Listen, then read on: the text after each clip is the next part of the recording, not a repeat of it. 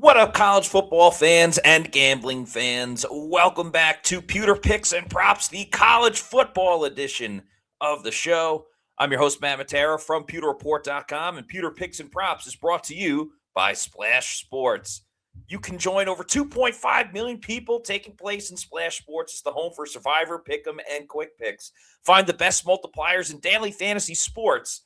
Turn $20 into $1,000 with the Splash Sports app. It is the Fiesta Bowl, Miami against Ole Miss, taking place Thursday night. Such an exciting matchup to get into.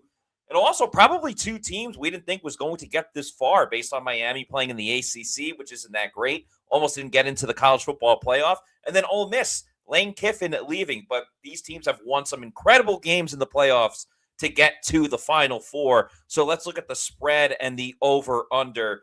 Taking Ole Miss plus 3.5, because I think this game ultimately comes down to, can Ole Miss continue the magic of Trinidad Chambliss and figuring it out on offense, or does Miami's defensive line take over the game? If Ole Miss finds a way to score consistently enough against Miami, I don't believe Miami's offense can keep pace with Ole Miss's offense consistently scoring and be able to score Miami's offense on Ole Miss's defense.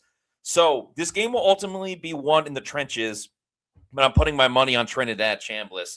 But because I love Miami's defense so much, and especially their defensive line, how physical they are, I am taking the under in this game of 52.5.